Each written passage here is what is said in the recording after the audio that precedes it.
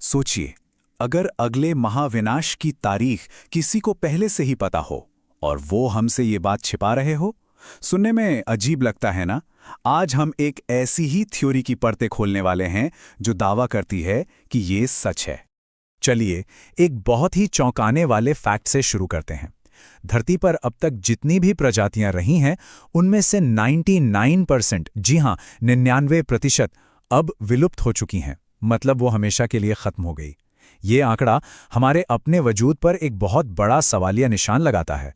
और यहीं से ये थ्योरी सच में बहुत दिलचस्प हो जाती है। देखिए, मसला सिर्फ ये नहीं है कि एक और महाविनाश आएगा।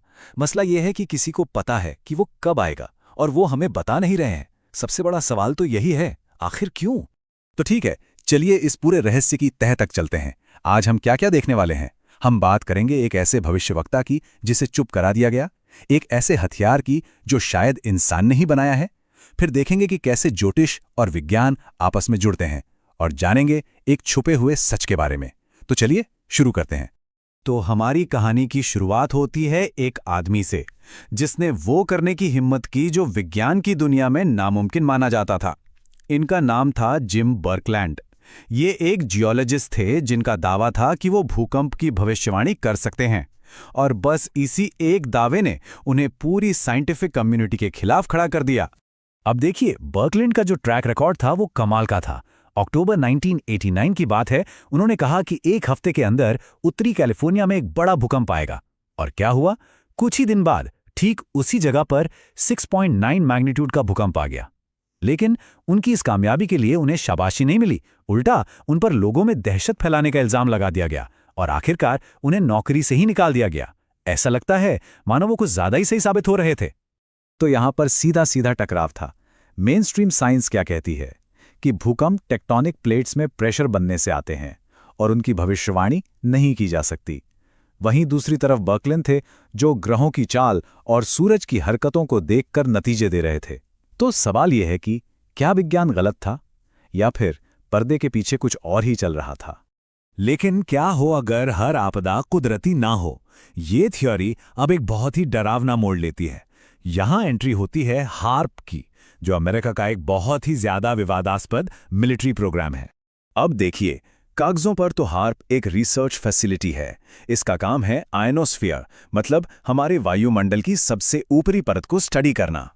लेकिन इस थ्योरी का दावा है कि ये सब सिर्फ एक दिखावा है। असली कहानी ये है कि हार्प एक हथियार है, एक ऐसा हथियार जो मौसम को कंट्रोल कर सकता है और तो और दुनिया के किसी भी कोने में भूकंप ला सकता है।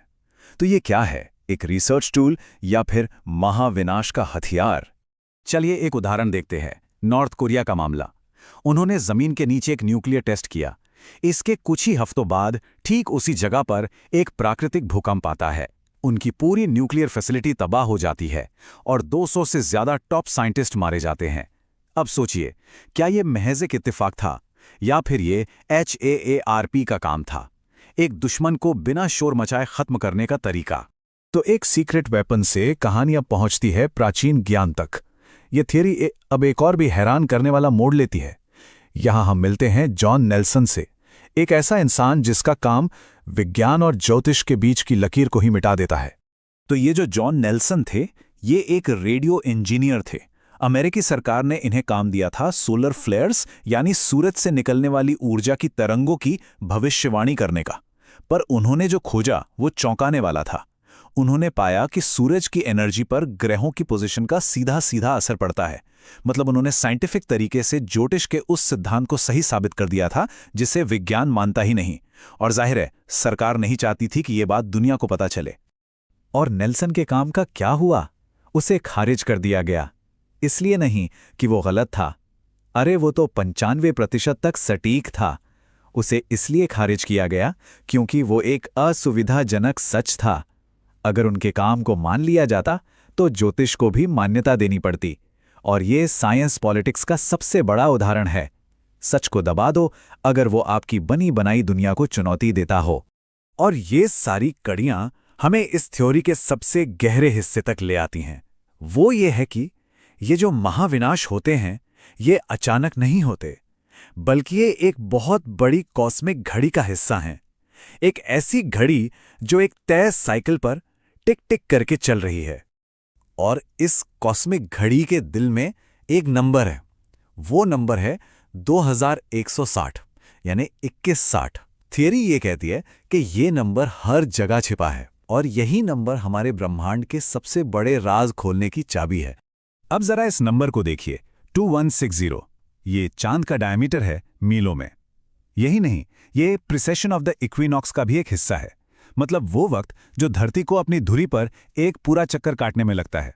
थ्योरी कहती है कि ये सिर्फ इत्तेफाक नहीं हो सकता, ये सबूत है एक छिपे हुए कॉस्मिक साइकिल का, एक ऐसा चक्र जो हमारी धरती पर जिंदगी और मौत का खेल चलाता है।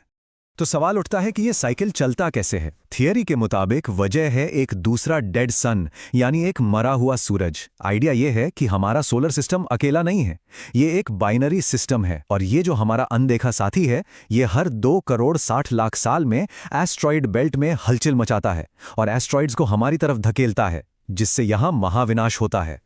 तो अगर ये सब सच है और दुनिया की सरकारों को इस आने वाले प्रलय के बारे में पता है, तो वो इसे राज क्यों बनाए हुए हैं? इस सवाल का जवाब इस थ्योरी के हिसाब से एक किताब में छिपा है। एक ऐसी किताब जिसे CIA ने सालों से क्लासिफाइड कर रखा है। किताब का नाम है the Adam and ewe story. इसे लिखा था डॉक्टर चेन थॉमस ने। ये 1966 में छपी थी और कहा जाता है कि इसमें इन्हीं महाविनाश के पूरे मैकेनिज्म को समझाया गया था। और जैसे ये किताब छपी, CIA ने इसे तुरंत क्लासिफाइड कर दिया, मतलब आम लोगों की पहुंच से दूर। आज तक इसके 284 पन्नों में से सिर्फ 57 पन्ने ही पब्लिक किए गए हैं। सवाल यह है कि बाकी के पन्नों में ऐसा क्या है जो वो छुपा रहे हैं? तो आखिर में हमारे पास क्या है? एक साइंटिस्ट जिसे चुप करा दिया गया, एक ऐसा हथियार जो भूकंप ला सकता है, प्राचीन ज्ञान जिसे विज्ञान ने सिरे से नकार दिया, और एक कॉस्मिक साइकिल जो तबाही की तरफ बढ़ रहा है। क्या ये सब अलग अलग बातें हैं या फिर ये सब एक बहुत बड़ी छुपी हुई सच्चाई के टुकड़े हैं? इसका फैसला अब हमें और आपको मिलकर करना है।